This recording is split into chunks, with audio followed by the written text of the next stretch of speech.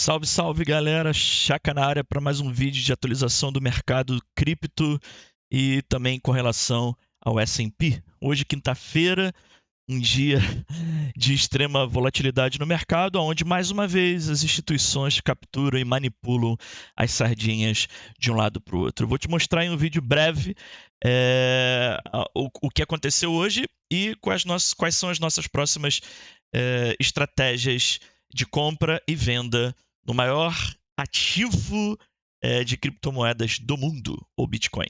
Tá bom? Vamos à abertura do canal, da abertura do vídeo de hoje, e voltamos logo em seguida com vocês.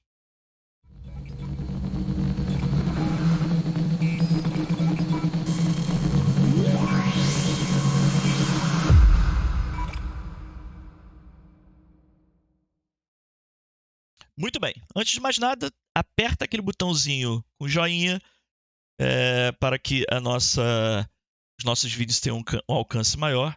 E isso, obviamente, é retribuição se você está contente com o material que a gente está enviando para vocês e essas atualizações que nos custam tempo e capital, porque a gente acaba parando de tradar para nos dedicarmos a esses vídeos. Então, se você acha que é importante para o seu dia a dia, mais atualizações, então sempre que assistir os nossos vídeos, não esqueça de deixar o like, porque é atrás deles que nós estamos. A gente oferece para você esse conteúdo e você simplesmente, gratuitamente, porém repetindo o mesmo gesto, você aperta esse botão aí que você ajuda a gente, tá bom?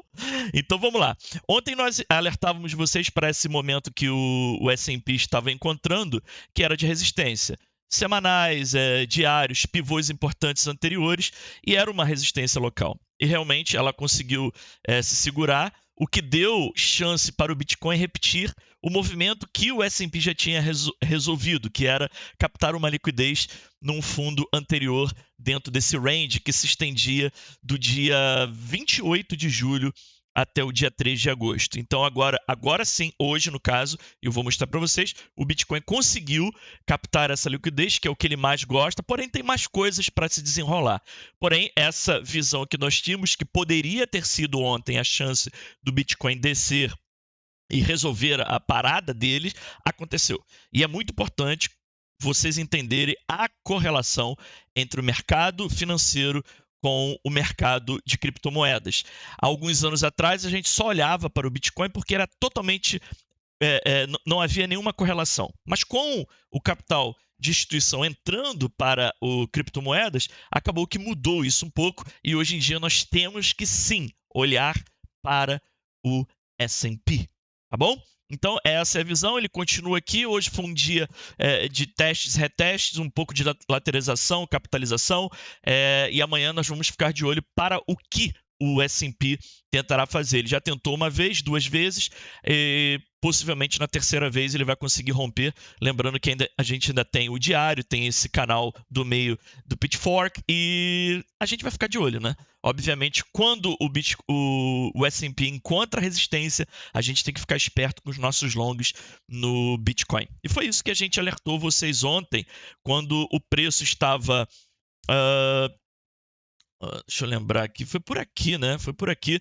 E a gente alertava vocês que não era um bom momento de comprar o Bitcoin. Primeiro porque ele já se afastado de uma área que você poderia considerar como suporte e você estaria tradando no meio de um canal praticamente sem dono e que poderia arriscar, né? Seria um risco muito grande para um retorno muito pouco, porque você estaria fazendo um trade de 1 para 1 e não vale muito a pena. É muito melhor quando ele se distancia do seu alvo, causa um pouco de exaustão da tendência atual, que seria de corretiva, seria de queda, e encontra um suporte, um ponto de reversão, um ponto onde pessoas que estavam anteriormente armadilhadas pudessem sair de suas operações. E foi exatamente isso que aconteceu.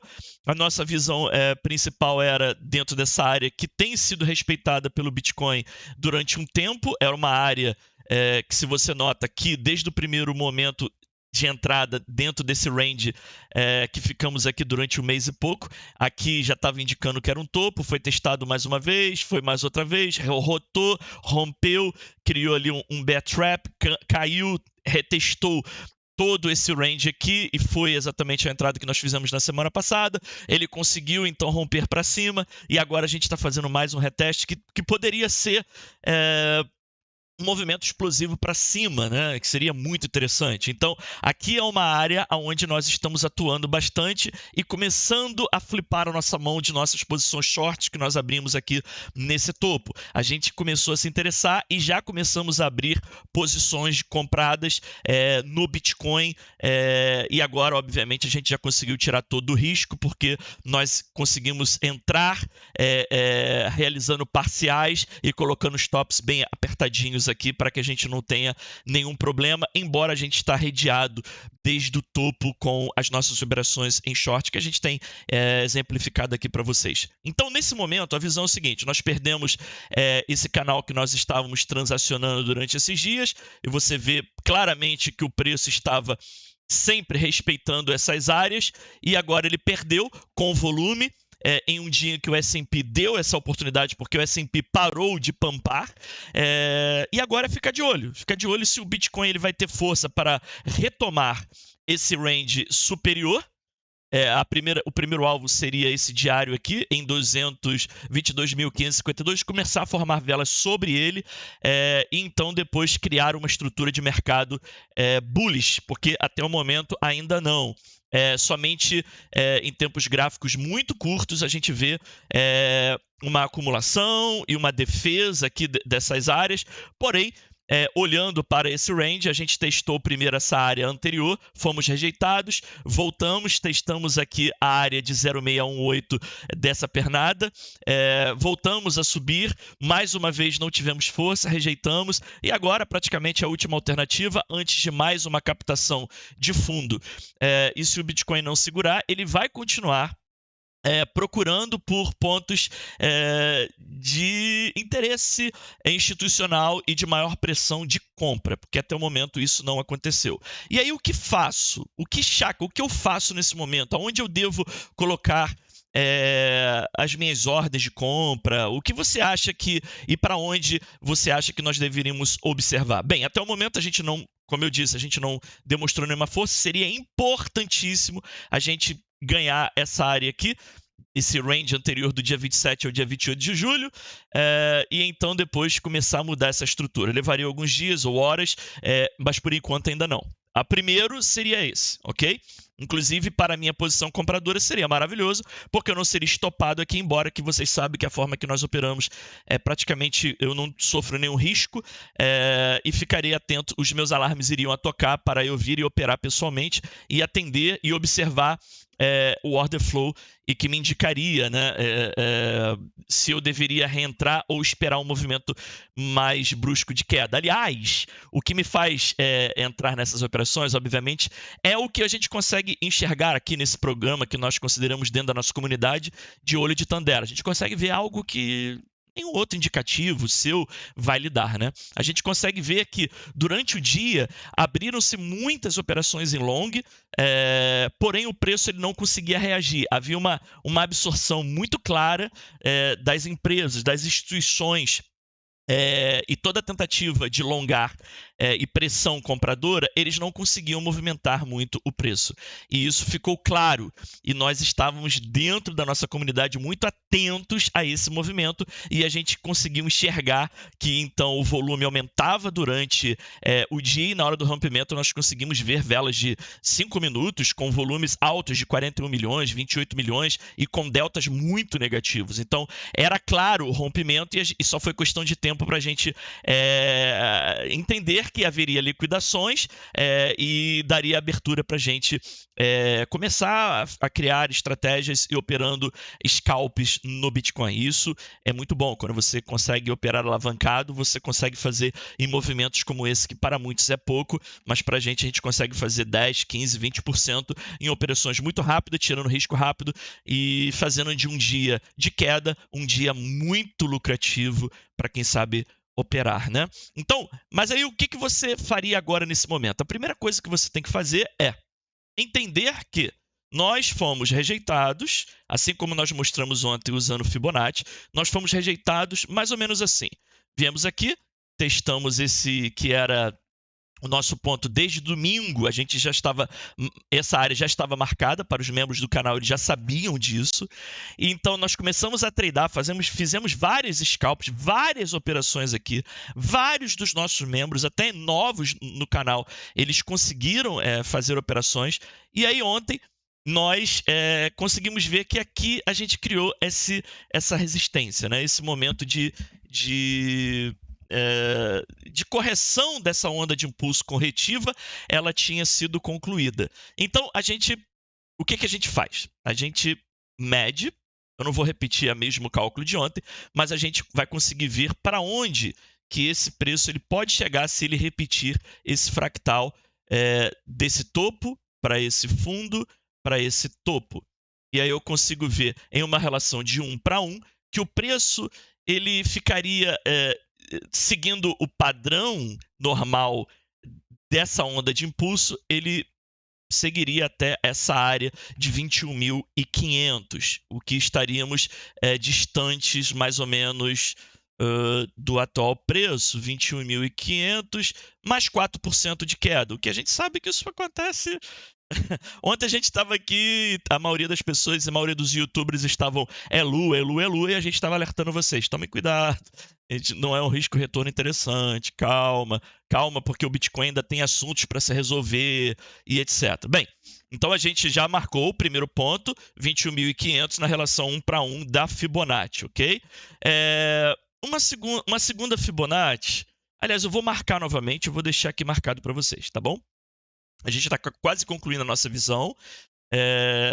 O primeiro ponto é esse, 21.500, tá bom? Mais ou menos, ok? Dentro dessa região aqui, o que seria importante até para ocupar todo esse espaço aqui de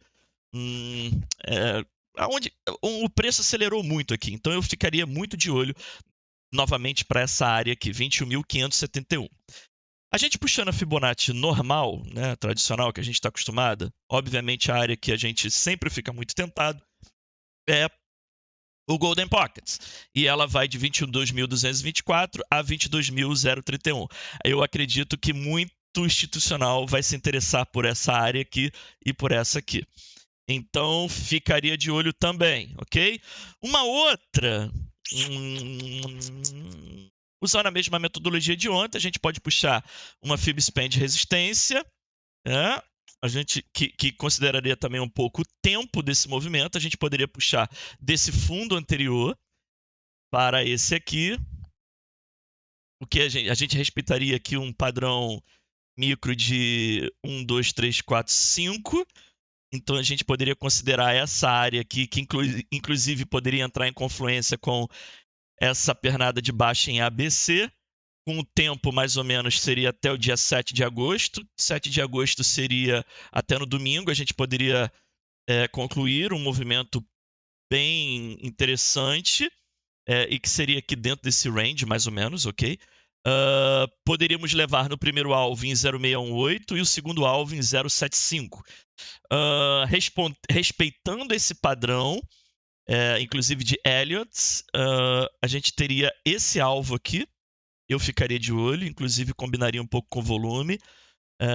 Eu vou até fazer o seguinte, eu vou apagar aqui esse Golden Pockets, embora ser muito interessante, mas eu vou seguir esse padrão aqui de baixa com 1 por 1 e mais o tempo, que daria até o dia 7, fim de semana.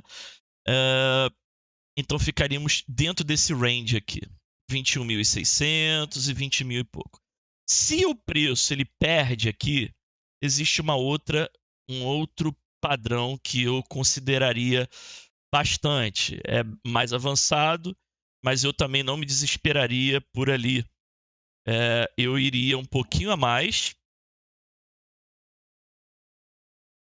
E mais ou menos eu vinha até aqui 0,86, mais ou menos.